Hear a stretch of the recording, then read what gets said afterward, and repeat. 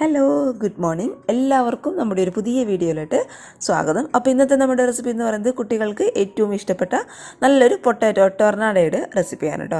ഇത് കഴിക്കാത്തവരും കാണാത്തവരും വളരെ ചുരുക്കമായിരിക്കും. പക്ഷേ ഇത് പുറത്തുനിന്ന് വാങ്ങിക്കാനായിട്ട് ഇച്ചിരി വില പിടിച്ച സാധനം തന്നെയാണ് കേട്ടോ. പക്ഷേ വളരെ കുറഞ്ഞ ചിലവിൽ വീട്ടിൽ നമുക്ക് എളുപ്പത്തിൽ റെഡിയാക്കി എടുക്കാവുന്നതേ ഉള്ളൂ ഇത്. അപ്പോൾ എല്ലാവരും ഒന്ന് കണ്ടു നോക്കിയിട്ട് ഇതുവരെ ട്രൈ ചെയ്യാത്തവർ ഇതുപോലെ ഒരിക്കലൊന്ന് ട്രൈ ചെയ്ത് നോക്കാം. പിന്നെ നമ്മൾ വീട്ടിൽ നിന്ന് ഇത് സിമ്പിളായിട്ട് കുഞ്ഞുങ്ങൾക്ക് അധികം ഉണ്ടാക്കി കൊടുക്കാം കേട്ടോ. അപ്പോൾ കണ്ടു നോക്കിയിട്ട് ട്രൈ ചെയ്ത് നോക്കുന്ന സമയത്ത് ഉറപ്പായിട്ടും ഫീഡ്ബാക്ക് അറിയിക്കുക. പിന്നെ ഈ ഒരു പൊട്ടാറ്റോ ടൊർണാഡോ ഇഷ്ടമുള്ളവർ വേഗം തന്നെ താഴെ കാണുന്ന ലൈക്ക് ബട്ടണിൽ മറക്കാതെ ഒന്ന് ക്ലിക്ക് ചെയ്യണം. അപ്പോൾ നമുക്ക് വേഗം തന്നെ ഈ ഒരു പൊട്ടാറ്റോ ടൊർണാഡോയുടെ റെസിപ്പി എങ്ങനെ വീട്ടിൽ എളുപ്പത്തിൽ ഉണ്ടാക്കുന്നതെന്ന് ഒന്ന് കണ്ടു നോക്കാം.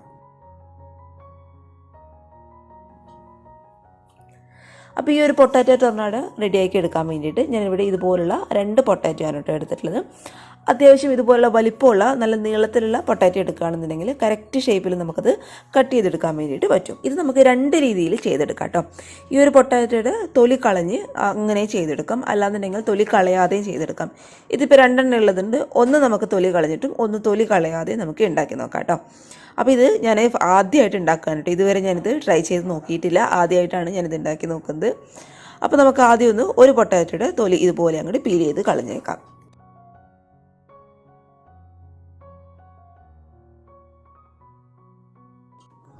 ആദ്യം ഈ പൊട്ടാറ്റോ നമുക്ക് നന്നായിട്ടൊന്ന് കഴുകിയിട്ട് എടുക്കാം കേട്ടോ. അപ്പോൾ ഈ പൊട്ടാറ്റോ ഞാൻ നന്നായിട്ട് കഴുകി എടുത്തിട്ടുണ്ട്. ഇനി ഇതുണ്ടാക്കാൻ വേണ്ടിയിട്ട് നമുക്ക് മെയിനായിട്ട് വേണ്ടത് ഇതുപോലുള്ള സ്റ്റിക്കാണ് കേട്ടോ. അപ്പോൾ ഇതുപോലുള്ള സ്റ്റിക്കുകൾ നമുക്ക് എല്ലാ സൂപ്പർ മാർക്കറ്റിലും ഇപ്പം വാങ്ങിക്കാൻ വേണ്ടിയിട്ട് കിട്ടും. ഇനി ഒരു സ്റ്റിക്ക് നമുക്ക് ഈ ഒരു പൊട്ടാറ്റോയുടെ സെൻറ്റർ ഭാഗത്തായിട്ട് ഇതുപോലെ ഒന്ന് കുത്തി കൊടുക്കാം കേട്ടോ. കുത്തി കൊടുക്കുന്ന സമയത്ത് സ്റ്റിക്ക് പൊട്ടിപ്പോവാതെ സൂക്ഷിക്കുക. പതുക്കെ ഒന്ന് കുത്തി കൊടുത്താൽ മതി. ഇത്തിരി ബലം പ്രയോഗിച്ചിട്ട് തന്നെ വേണം നമ്മൾ ഇതിൻ്റെ ഉള്ളിലോട്ട് ഈ ഒരു സ്റ്റിക്ക് കയറ്റിയെടുക്കാൻ വേണ്ടിയിട്ട്. കാരണം പൊട്ടിപ്പോവാതെ നോക്കണം, അതേപോലെ നല്ല സ്മൂത്തായിട്ട് കയറുകയും വേണം കേട്ടോ. തറയിലൊക്കെ ഇതുപോലെ സ്റ്റിക്ക് ഒന്ന് അടിച്ചു കൊടുത്ത് കയറ്റി കൊടുക്കുകയാണെന്നുണ്ടെങ്കിൽ പെട്ടെന്ന് നമുക്ക് കയറ്റിയെടുക്കാൻ വേണ്ടിയിട്ട് പറ്റും. പിന്നെ കയറ്റിയെടുക്കുന്ന സമയത്ത് സെൻറ്ററിലായിട്ട് ഇതുപോലെ വേണം നമ്മൾ സ്റ്റിക്ക് കുത്തി കൊടുക്കാൻ വേണ്ടിയിട്ട്.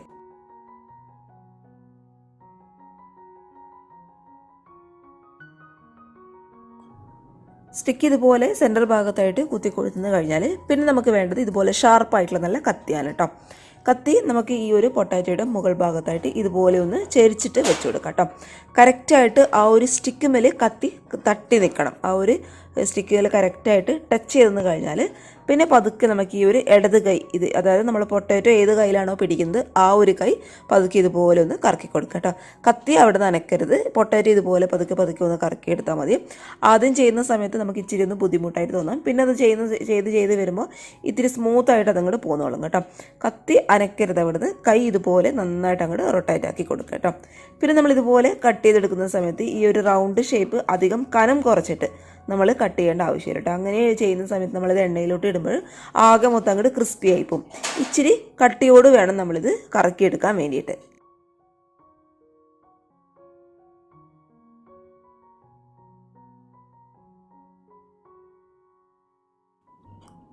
ഇതുപോലെ പൊട്ടാറ്റോ മുഴുവനായിട്ട് നമ്മൾ കട്ട് ചെയ്തെന്ന് കഴിഞ്ഞാൽ പിന്നെ നമുക്ക് ഈ ഒരു മുകളിലുള്ള പീസ് പതുക്കെ അങ്ങോട്ട് എടുത്ത് മാറ്റാം കേട്ടോ. ആ ഒരു പീസിൻ്റെ ആവശ്യം നമുക്കില്ല. എന്നിട്ട് ഈ ഒരു സ്റ്റിക്കിൻ്റെ ഒരു സൈഡിൽ നിന്നും താഴോട്ടേക്കും അതേപോലെ താഴെ നിന്നും മുകളിലോട്ടായിട്ട് ഇതുപോലെ അങ്ങോട്ട് നമ്മുടെ കൈ വെച്ചിട്ട് തന്നെ ഒന്ന് വലിച്ചു കൊടുക്കുക കേട്ടോ. വലിച്ചു കൊടുക്കുന്ന സമയത്ത് പതുക്കെ ചെയ്യുക. ഞാനിപ്പോൾ ഇതിപ്പോൾ ഫാസ്റ്റ് ഫോർവേഡിലിട്ട് കാണിക്കുന്നതാണ് കേട്ടോ. പതുക്കെ ചെയ്യാം, അല്ലാന്നുണ്ടെങ്കിൽ പൊട്ടാറ്റോ പൊട്ടിപ്പോവാനുള്ള ചാൻസ് ഉണ്ട്. പതുക്കെ നമ്മുടെ വിരൽ വെച്ചിട്ട് നമ്മുടെ കൈ വെച്ചിട്ട് ഇതുപോലെ അങ്ങോട്ട് ഓരോരോ പീസായിട്ട് ഇതുപോലെ അങ്ങോട്ട് വലിച്ചു കൊടുത്താൽ മതി കേട്ടോ. പതുക്കെ ചെയ്യുക, അല്ലാന്നുണ്ടെങ്കിൽ ഇത് പൊട്ടാറ്റോ പൊട്ടിപ്പോയി കഴിഞ്ഞാൽ ആ ഒരു ഭംഗി അങ്ങ് നഷ്ടപ്പെടും കേട്ടോ. അതുകൊണ്ട് പതുക്കെ ഇതുപോലെ അങ്ങോട്ട് ചെയ്തെടുത്താൽ മതി.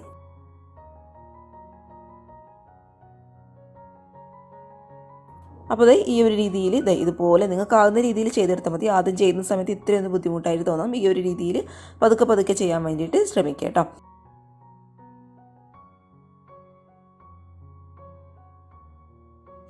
ഇനി ഞാൻ തൊലിയുള്ള പൊട്ടാറ്റോ ഇതുപോലെ കട്ട് ചെയ്തിട്ട് ഒന്ന് കാണിച്ചു തരാം. ആദ്യം നമുക്ക് സെൻറ്റർ ഭാഗത്തായിട്ട് ഇതുപോലെ സ്റ്റിക്ക് പതുക്കെ ഒന്ന് കയറ്റി കൊടുക്കുക. കയറ്റുന്ന സമയത്ത് പതുക്കെ പൊട്ടിപ്പോവാതെ, ഈ ഒരു സെൻറ്റർ ഭാഗത്തായിട്ട് ചിലപ്പം പൊട്ടിപ്പോവാനുള്ള ചാൻസസ് ഉണ്ട്. അതൊന്നും ഇല്ലാതെ പതുക്കെ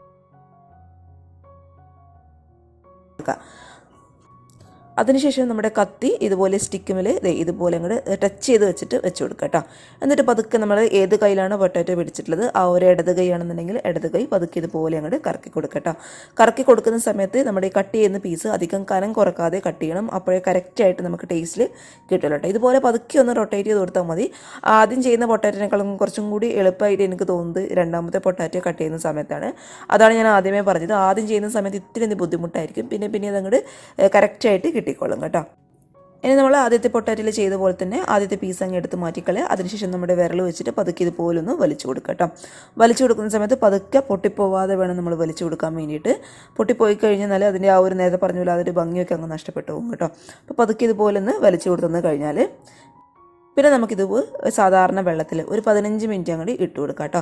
ആ ഒരു പൊട്ടാറ്റോയിൽ സ്റ്റാർച്ചും കാര്യങ്ങളൊക്കെ കംപ്ലീറ്റ് ആയിട്ട് അങ്ങോട്ട് മാറാൻ വേണ്ടിയിട്ടാണ് ഇതുപോലെ ഒരു 15 മിനിറ്റ് സാധാരണ വെള്ളത്തിൽ നമ്മൾ അങ്ങോട്ട് ഇട്ട് കൊടുക്കുന്നത്.